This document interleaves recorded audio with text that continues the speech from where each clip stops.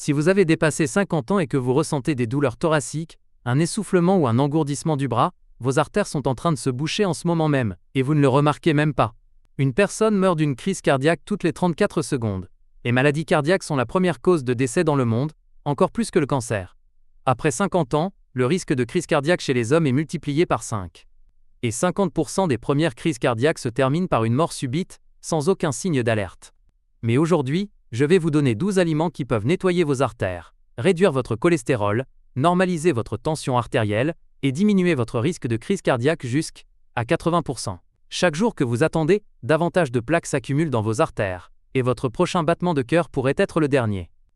Je suis le docteur Gérard Lambert et pendant 25 ans j'ai vu quelque chose d'absolument terrifiant dans ma clinique. Des hommes apparemment en bonne santé, qui travaillent, qui jouent avec leurs petits-enfants, soudainement frappés par une crise cardiaque massive. Certains survivent avec des dommages cardiaques permanents, d'autres ne survivent pas. Et ce qui me brise le cœur, c'est que dans presque tous les cas, cela aurait pu être évité ou même inversé. Laissez-moi vous raconter l'histoire de Jean-Claude. Jean-Claude avait 56 ans et semblait en parfaite santé. Il n'avait jamais fumé, n'était pas en surpoids, faisait de la marche régulièrement. Mais un matin en allant au travail, il a ressenti une douleur intense dans la poitrine. Quand l'ambulance est arrivée, son cœur était arrêté. Aux urgences, ils l'ont ramené à la vie avec un massage cardiaque. Les médecins ont fait une coronarographie et ils étaient choqués.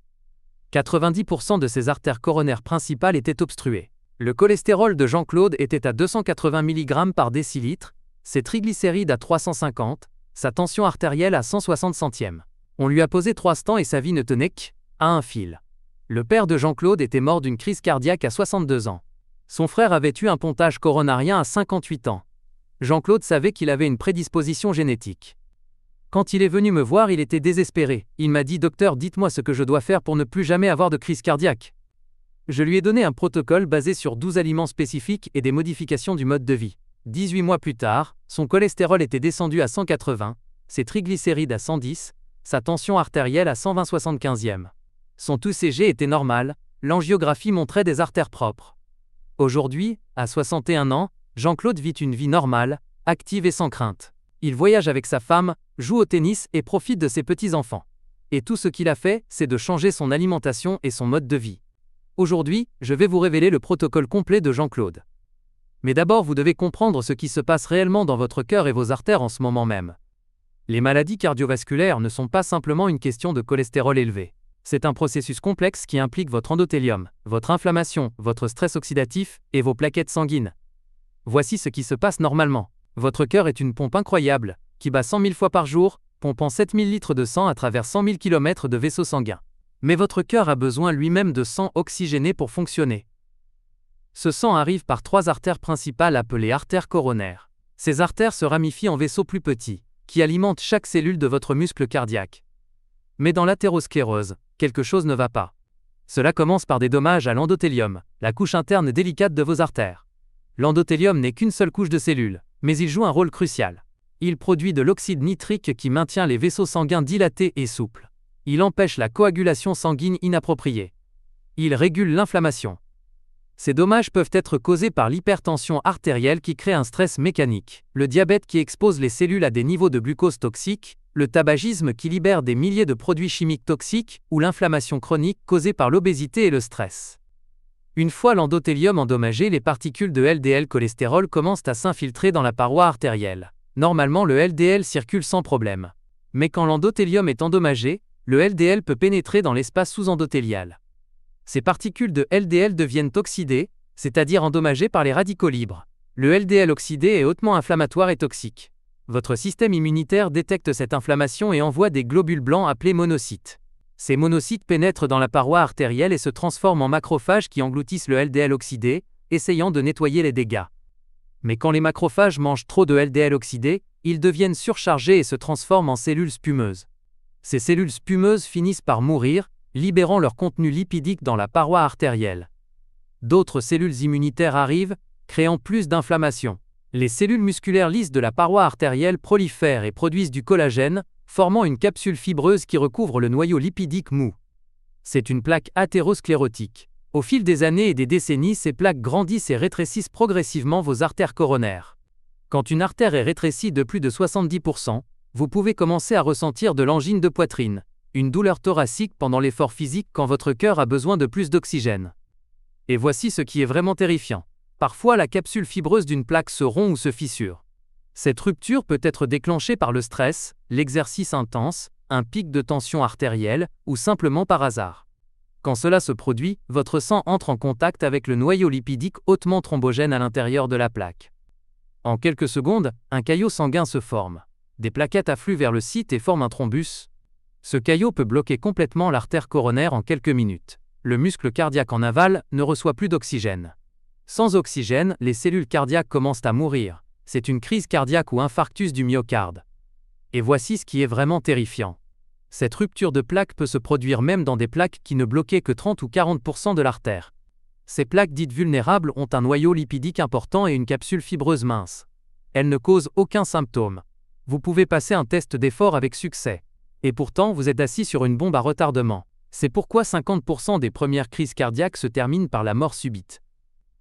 Les symptômes d'une crise cardiaque incluent une douleur thoracique intense et écrasante, souvent décrite comme un éléphant assis sur la poitrine.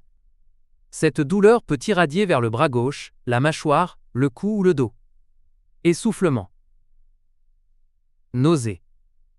Sueur froide. Sentiment de mort imminente. Mais chez certaines personnes, en particulier les diabétiques, les femmes et les personnes âgées, il peut n'y avoir aucune douleur.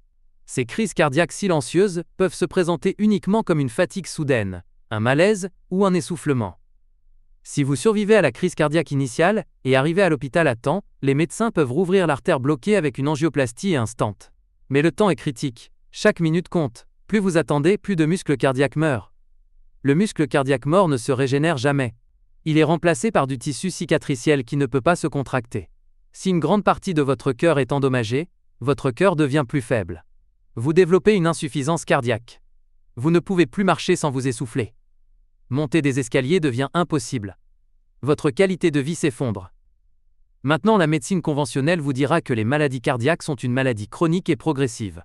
Ils vous prescriront des statines pour réduire le cholestérol, des antihypertenseurs pour la tension artérielle et des anticoagulants pour prévenir les caillots. Et oui, ces médicaments peuvent réduire votre risque. Mais ils ont des effets secondaires significatifs. Les statines peuvent causer des douleurs musculaires sévères, de la fatigue, des troubles de la mémoire et augmentent le risque de diabète de type 2. Les anticoagulants augmentent le risque de saignement interne potentiellement mortel. Les bêta-bloqueurs peuvent causer de la fatigue, de la dépression et un dysfonctionnement sexuel. Et voici le problème fondamental. Ces médicaments ne traitent que les symptômes. Ils ne s'attaquent pas à la cause racine de l'athérosclérose. Ils ne réparent pas votre endothélium endommagé. Ils ne réduisent pas l'inflammation chronique. C'est là que la nutrition entre en jeu. Parce que les maladies cardiaques sont largement une maladie du mode de vie causée par une alimentation et un mode de vie moderne. Et si vous pouvez la développer avec une mauvaise alimentation, vous pouvez l'inverser avec une bonne alimentation. Le premier aliment dont vous avez besoin est l'ail. Pas de l'ail en poudre ou des suppléments standardisés. Je parle d'ail frais cru. L'ail contient un composé appelé allicine qui se forme quand vous écrasez, hachez ou mâchez l'ail frais. L'allicine réduit le cholestérol total et le LDL en inhibant l'HMGCOA réductase, la même enzyme ciblée par les statines. Une méta-analyse de 39 études contrôlées randomisées a montré que l'ail réduisait le cholestérol total de 17 mg par décilitre en moyenne et le LDL de 9 mg par décilitre. Mais l'ail fait bien plus que réduire le cholestérol. Il abaisse la tension artérielle aussi efficacement que certains médicaments antihypertenseurs. Une étude a montré que 600 à 1500 mg d'extrait d'ail par jour pendant 24 semaines réduisait la tension artérielle systolique de 8 à 10 mm de mercure chez les hypertendus. L'ail empêche également l'oxydation du LDL, ce qui est crucial car le LDL natif ne cause pas d'athérosclérose. C'est seulement quand le LDL est oxydé qu'il devient toxique. L'ail contient des composés antioxydants qui neutralisent les radicaux libres et protègent le LDL. De plus, l'ail améliore la fonction endothéliale en augmentant la production d'oxyde nitrique. L'oxyde nitrique dilate les vaisseaux sanguins, améliore le flux sanguin et empêche l'adhésion des plaquettes. Le plus remarquable, une étude a utilisé l'imagerie par tomodensitométrie pour mesurer le volume de plaques. Les participants qui ont pris de l'extrait d'ail pendant 12 mois ont vu leur volume de plaques coronariennes diminuer, tandis que le groupe placebo a vu leurs plaques continuer à progresser. Mangez 2 à 3 gousses d'ail frais par jour. Écrasez-les et laissez-les reposer 10 minutes avant de cuisiner pour maximiser la formation d'allicine. Vous pouvez les ajouter à des salades, des légumes sautés, ou les manger crus avec de l'huile d'olive. Le deuxième aliment sont les poissons gras, en particulier le saumon sauvage, les sardines, le maquereau et les anchois. Ces poissons sont riches en acides gras oméga 3, à longue chaîne EPA et DHA, qui ont des effets cardioprotecteurs profonds. Les oméga 3 réduisent les triglycérides de 25 à 30%, ce qui est plus efficace que de nombreux médicaments. Des triglycérides élevés sont un facteur de risque indépendant de maladies cardiaques. Les oméga 3 réduisent également l'inflammation systémique en diminuant la production de cytokines inflammatoires, comme l'interleukine 6 et le facteur de nécrose tumorale alpha. L'inflammation chronique est maintenant reconnue comme un moteur majeur de l'athérosclérose. Les oméga 3 stabilisent les plaques athérosclérotiques existantes, les rendant moins susceptibles de se rompre. Ils augmentent, l'épaisseur de la capsule fibreuse et réduisent l'infiltration de cellules inflammatoires. Les oméga 3 réduisent les arythmies cardiaques en stabilisant les membranes des cellules cardiaques. Ils diminuent le risque de mort cardiaque subite. Une étude italienne a suivi 11 000 survivants de crise cardiaque. Ceux qui prenaient 1 gramme d'oméga 3 par jour avaient 45% moins de risque de mort cardiaque subite. Les oméga 3 abaissent également la tension artérielle de 3 à 5 mm de mercure. Ils améliorent la fonction endothéliale en augmentant la biodisponibilité de l'oxyde nitrique. Mangez du poisson gras au moins 3 fois par semaine. Une portion de 100 à 150 grammes vous donne environ 2 à 3 grammes d'EPA et DHA combinés. Le troisième aliment sont les noix, en particulier les noix de Grenoble. Les noix sont riches en acides gras oméga 3 d'origine végétale appelé acide alpha-linolénique. Elles contiennent également de la L-arginine qui se convertit en oxyde nitrique. Une étude remarquable a montré que manger des noix améliorait la fonction endothéliale en seulement 4 heures. Les participants qui mangeaient 40 grammes de noix avaient une dilatation médiée par le flux significativement améliorée. Une autre étude massive de Harvard a suivi 76 000 femmes pendant 20 ans et 42 000 hommes pendant 24 ans. Ceux qui mangeaient des noix 5 fois par semaine ou plus avaient 35 à 40% moins de risque de maladie coronarienne. Les noix réduisent le cholestérol LDL de 5 à 10% et augmentent le cholestérol HDL. Elles réduisent l'inflammation mesurée par la protéine C-réactive. Elles améliorent la glycémie et la sensibilité à l'insuline. Mangez une poignée de noix, environ 30 grammes ou 7 noix entières, chaque jour. Vous pouvez les manger seules ou les ajouter à des salades et yaourts. Le quatrième aliment est l'huile d'olive extra vierge. L'huile d'olive est la pierre angulaire du régime méditerranéen, qui est systématiquement associée aux taux les plus bas de maladies cardiaques au monde. L'huile d'olive est riche en graisses monoinsaturées, en particulier l'acide oléique, qui réduit le cholestérol LDL, sans réduire le cholestérol HDL. Mais la vraie magie vient de ses composés phénoliques, en particulier l'hydroxytyrosol, l'oléocanthal et l'oleuropéine. Ces polyphénols sont de puissants antioxydants qui empêchent l'oxydation du LDL. Ils réduisent également l'inflammation. L'oléocanthal fonctionne comme l'ibuprofène, en inhibant les enzymes cyclooxygénases inflammatoires. Une étude historique appelée PREDIMED a suivi 7500 personnes à haut risque cardiovasculaire. Le groupe huile d'olive avait 30% moins d'événements cardiovasculaires majeurs, crise cardiaque, accidents vasculaires cérébraux et décès, que le groupe témoin. L'huile d'olive améliore également la fonction endothéliale, abaisse la tension artérielle de 2 à 3 mm de mercure et réduit l'agrégation plaquettaire. Utilisez 2 à 3 cuillères à soupe d'huile d'olive extra vierge par jour. Choisissez de l'huile de haute qualité, pressée à froid, dans une bouteille en verre foncé. Le cinquième aliment sont les baies, en particulier les myrtilles, les framboises, les fraises et les mûres. Les baies sont les fruits les plus riches en antioxydants et contiennent des niveaux élevés d'anthocyanes. Les anthocyanes améliorent la fonction endothéliale en augmentant la production d'oxyde nitrique et en réduisant le stress oxydatif. Une étude a montré que manger 200 g de myrtilles améliorait la dilatation médiée par le flux de 2% en 2 heures. Les anthocyanes réduisent également l'oxydation du LDL et l'inflammation vasculaire. Une grande étude de Harvard a suivi 93 000 femmes pendant 18 ans. Celles qui mangeaient le plus d'anthocyanes avaient 32% moins de risque de crise cardiaque. Les baies abaissent également la tension artérielle. Une méta-analyse a montré que la consommation de baies réduisait la tension systolique de 4 mm de mercure et la diastolique de 1,5 mm de mercure. Mangez une tasse de baies fraîches ou surgelées chaque jour. Les baies surgelées sont aussi nutritives que les fraîches. Ajoutez-les à votre avoine, votre yaourt ou vos smoothies. Le sixième aliment sont les légumes verts à feuilles, en particulier les épinards, le chou frisé, la roquette et la bête. Ces légumes sont riches en nitrates qui se convertissent en oxyde nitrique. L'oxyde nitrique est la molécule de signalisation la plus importante pour la santé cardiovasculaire. Il dilate les vaisseaux sanguins, abaisse la tension artérielle, prévient la formation de caillots et empêche l'adhésion des globules blancs. Une étude a suivi 53 000 personnes pendant 23 ans.